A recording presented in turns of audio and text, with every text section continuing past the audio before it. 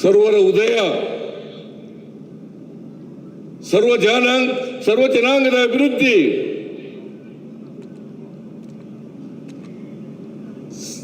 ಸರ್ವತೋಮುಖವಾದಂಥ ದೇಶದ ಅಭಿವೃದ್ಧಿ, ಸರ್ವತೋಮುಖವಾದಂಥ ರಾಜ್ಯದ ಅಭಿವೃದ್ಧಿ, ಇದನ್ನ ಬಯಸ್ತಕ್ಕಂಥವರು ಕಾಂಗ್ರೆಸ್ ಪಕ್ಷ. ನೀವು ಯೋಚನೆ ಮಾಡಿ,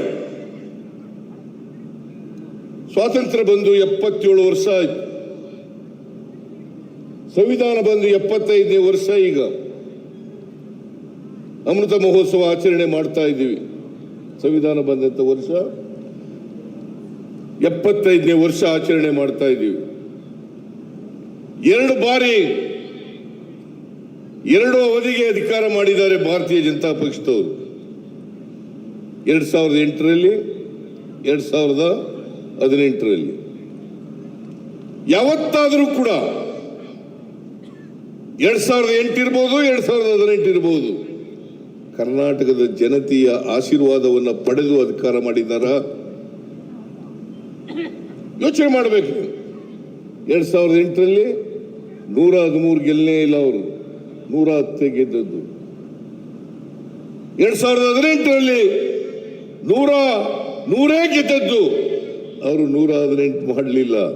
ಇವತ್ತೇನಾದರೂ ಕರ್ನಾಟಕದ ರಾಜಕಾರಣವನ್ನು ಹಾಳು ಮಾಡಿದ್ರೆ, ಪ್ರಜಾಪ್ರಭುತ್ವವನ್ನು ನಾಶ ಮಾಡಿದ್ರೆ, ಅದು ಭಾರತೀಯ ಜನತಾ ಪಕ್ಷದವರು.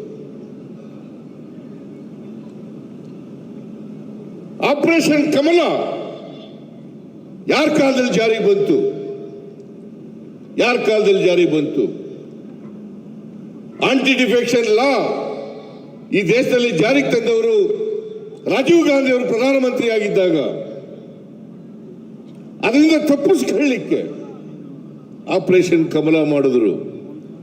ಕೋಟ್ಯಾಂತರ ರೂಪಾಯಿಗಳನ್ನ MLAಗಳಿಗೆ ಕೊಟ್ಟು, MLAಗಳನ್ನ ರಾಜೀನಾಮೆ ಕೊಡಿಸಿ, ಮತ್ತೆ ಚುನಾವಣೆ ಮಾಡಿ ಅವ್ರ ಪಕ್ಷವನ್ನ ಮೆಜಾರಿಟಿ ಮಾಡಿಕೊಂಡು ಅಧಿಕಾರ ಮಾಡಿದಂತ ನಿದರ್ಶನ ಕರ್ನಾಟಕದ ಇತಿಹಾಸದಲ್ಲಿ ಯಾವಾಗಲೂ ಕೂಡ ಮಾಡಿರಲಿಲ್ಲ. ಇದನ್ನ ಮಾಡಿದವರು ಶ್ರೀಮಾನ್ ಯಡಿಯೂರಪ್ಪನವರು, ಶ್ರೀಮಾನ್ CT ರವಿ ಅವರು, ಶ್ರೀಮಾನ್ ಅಶೋಕ್ ಅವರು, ಶ್ರೀಮಾನ್ ಬಸವರಾಜ ಬೊಮ್ಮಾಯಿ ಅವರು. ಜನರ ಆಶೀರ್ವಾದ ಸಿಕ್ಕಿತ್ತ ಯಾವಲ್ಲಾದರೂ? ನಮ್ಮ ಕಾರ್ಯಕರ್ತರು ಅರ್ಥ ಮಾಡ್ಕೋಬೇಕು. ನಾವು 2013ರಲ್ಲಿ ಬಂದಿದ್ದಾಗ 1952ರಿಂದ ಇಲ್ಲಿವರೆಗೆ ಜನರ ಆಶೀರ್ವಾದ ಪಡ್ಕೊಂಡು ಅಧಿಕಾರಕ್ಕೆ ಬಂದಿದ್ದೀವಿ. 13 ಇರ್ಬೋದು, 23 ಇರ್ಬೋದು, ಜನರ ಆಶೀರ್ವಾದ ಅಧಿಕಾರ ಮಾಡ್ಕೊಂಡು ಬಂದಿದ್ದೀವಿ. ಇವತ್ತು ಕಳೆದ ಬಾರಿ ನಾವು 2023 ಮೇನಲ್ಲಿ ನಡೆದಂತ ವಿಧಾನಸಭಾ ಚುನಾವಣೆಯಲ್ಲಿ 136 ಸ್ಥಾನಗಳನ್ನು ಗೆದ್ದು ಅಧಿಕಾರಕ್ಕೆ ಬಂದಿದ್ದೀವಿ.